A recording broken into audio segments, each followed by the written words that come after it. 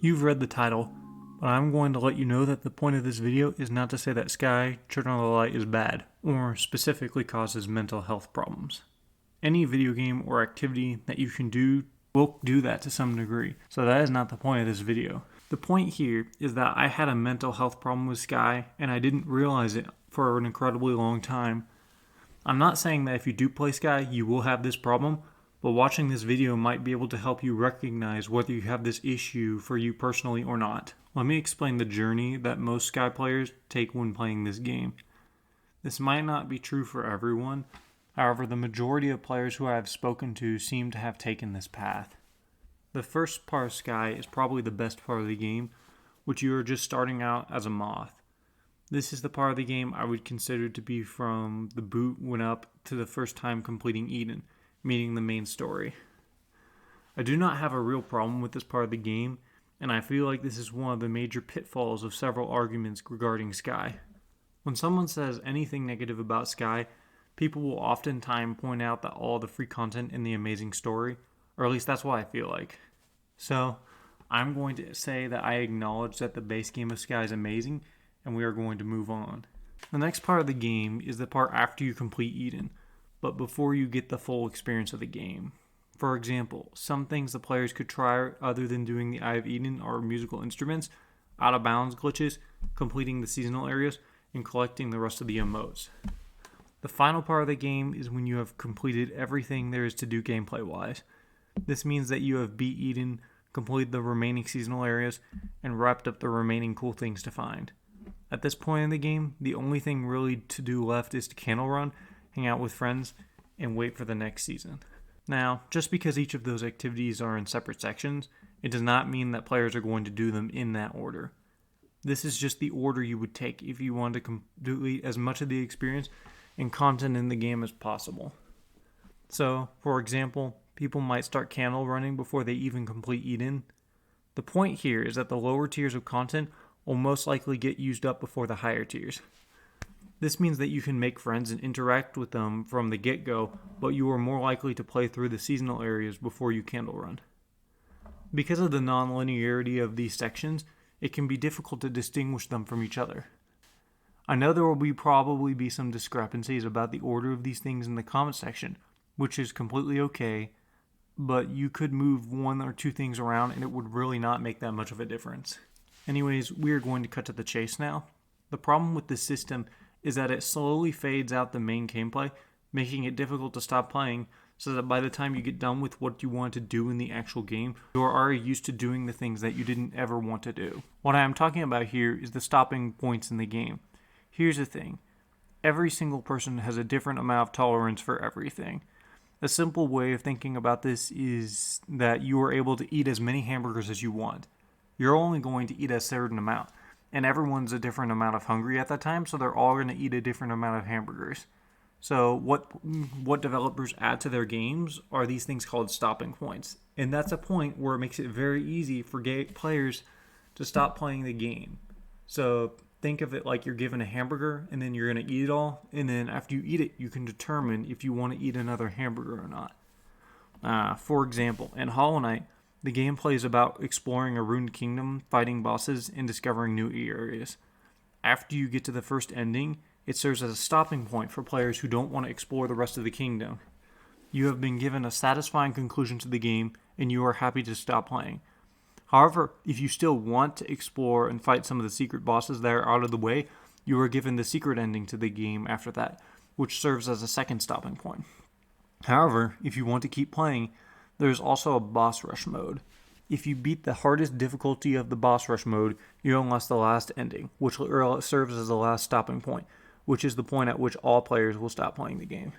Essentially, what Hollow Knight has done in this situation is giving you 3 different hamburgers. Each one gets progressively more spicy. If you eat the first hamburger and find it too spicy, you might decide to stop. However, if you still want more, you can eat the next one, which is more spicy to eat than the last one. The final one is the most spicy. By giving the player 3 separate hamburgers, or different sections of the game, they can let the player choose how far they want to push themselves, and give the players a better experience. Now, let me explain to you how Sky, Children of the Light stopping points work. Sky, Children of the Light only has one stopping point, which is the end of the Eye of Eden. A lot of players might get off of here at this point, but if you don't, there are no more stopping points to get off at. Think of it this way.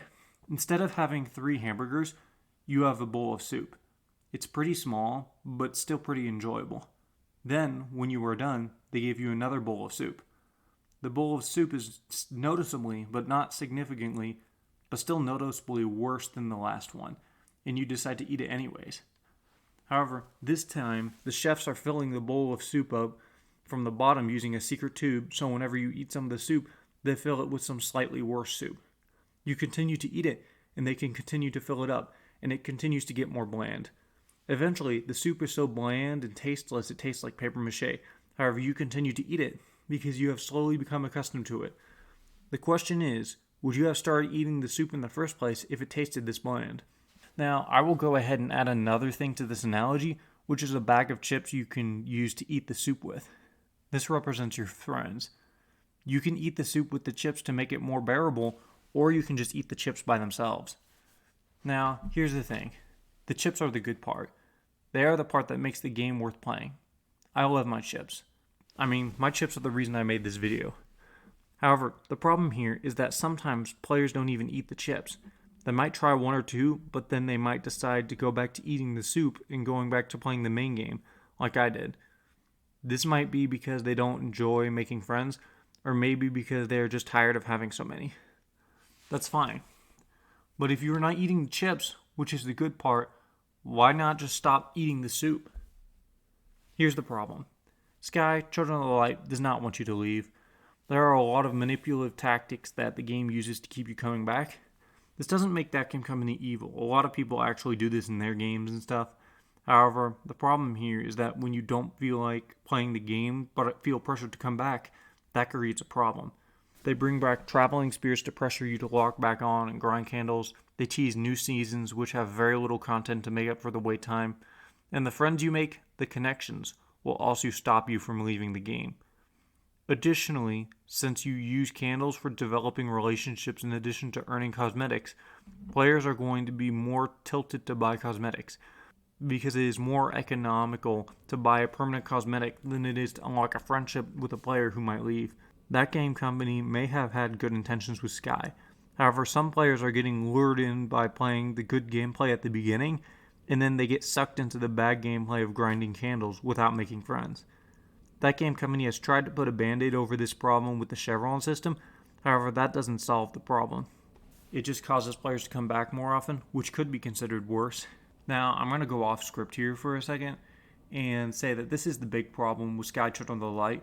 You can't actually encourage players to make friends and make sure they get those good chips, because if you encourage players to make friends, they're not going to make friends because they want to make a friend. They're going to do it because you're telling them to. Like if you rewarded them for making friends, then they're just going to do it for the reward, And that's a main issue with Sky. It's an infinite loophole that is just destroying the entire game. Anyways, so what is the point of this video? Well, I have a challenge for you guys. I want you to play Sky Children of the Light for a week without going out of your way to collect candles or candle run. The rules of this challenge are simple. No candle running. And here's the thing. If you don't want to play the game every day for this challenge, you don't have to. I just want you to try to only playing the good parts of the game that you enjoy, like the out of bounds parts, hanging out with your friends, etc. Now, here's the thing. If you are thinking to yourself, oh, I would love to do that, but I need to grind candles to get this limited time cosmetic, then you have probably already failed. You see, the point here is that grinding candles kind of sucks. There's probably going to be a very small percentage of people out there who are going to tell me that it's actually therapeutic, but that's actually what I told myself back when I was grinding candles. I'm not saying that you specifically don't find it therapeutic. I'm just saying that there's a decent chance that you are telling yourself that as an excuse to make yourself candle run. Creating excuses such as, I'm just playing it to hang out with my friends, or I play for the beauty, will only lead you to being unhappy and lying to yourself. If those things are true for you, then I'm happy for you. But for me specifically, this was incredibly unhealthy, and I was incredibly unhappy, even though I was telling myself that Sky was helping with my depression. So I continued to play Sky even more to help fix this problem. It was only when I took a step back and decided to quit Sky that my situation started to get better. Please, if nothing else, re-examine how you play Sky. What do you spend most of your time doing in the game? Do you spend your time with your friends, or do you spend your time candle running and collecting cosmetics? Listen, I'm not telling everyone who watches this video to quit Sky. I'm just saying that if the only reason you play the game is to collect cosmetics, then you should consider taking a break for a week, and then if you feel like you are missing out, you should probably quit. Don't worry about your friends. If Sky is making your life worse by pressuring you to collect cosmetics, then I am sure the majority of your friends that you have made along the way would want you to leave if it meant your life improved. Anyways, if you have any questions or criticisms about this video, I will do to the best of my ability to answer them. Please don't automatically assume that I am correct. Please feel free to break down my arguments and then complain about the logical errors in the comments. I am open to discussion. Anyways, just because I quit Sky, that doesn't mean I hate the game. I just think it's not the best game for everyone, and I don't feel like there are enough people in the community explaining why that is. Again, I'm not saying that Game Company is bad. I'm not saying Sky is bad. I'm just saying that if you are not sure if you are having fun with this game, you should reconsider playing it. Consider liking the video if you want more people to see this message, and whether you agree with me or you disagree, thank you for watching to the end of this video.